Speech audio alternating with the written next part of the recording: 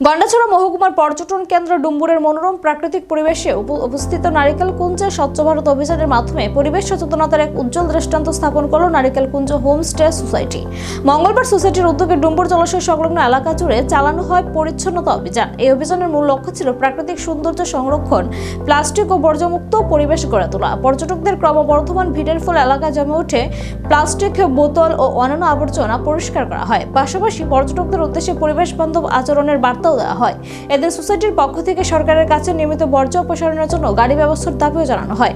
অভিযানে উপস্থিত ছিলেন মঞ্জুরিন রিসোর্টের কর্ণধার সন্তোষ চাকমা, গাইড্যাং হোমস্টের কর্ণধার শ্যামল চাকমা, রত্নবিলাস চাকমা সহ সোসাইটির সদস্যরা। তারা জানান, এই কর্মসূচি একদিনের নয়, প্রতি সপ্তাহের মঙ্গলবার নিয়মিতভাবে স্বচ্ছ ভারত অভিযান চলবে। স্থানীয় উদ্যোগে পর্যটন কেন্দ্র পরিষ্কার রাখার এই প্রচেষ্টা ইতিমধ্যে প্রশংসা কুড়িয়েছে সচেতন মহলে। শুভ সকাল, সবাইকে নমস্কার। আজকে আমরা এই নারিকেল কুঞ্জ হোমস্টে সোসাইটি আর আডাম কমিটি নিয়ে আমরা একটা আজকে স্বচ্ছ ভারত অভিযান শুরু করেছি। আজকে থেকে আমরা এই অভিযান সম্পূর্ণভাবে জারি থাকবে।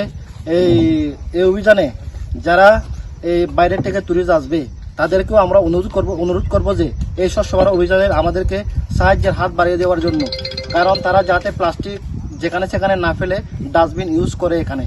তো আমাদের জারি থাকবে যে আমাদের প্রত্যেক সপ্তাহের প্রত্যেক মঙ্গলবারে একদিন এখানে আমরা সবাই মিলে স্বচ্ছ ভারত অভিযান করব এখানে।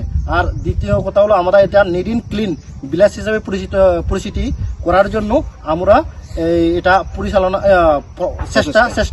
চেষ্টা করে যাব। এটাই বলে আমার সংক্ষিপ্ত কথা বলে এখানে আমি শেষ করছি। সবাইকে আরেকবার নমস্কার। সবাইকে নমস্কার। নমস্কার।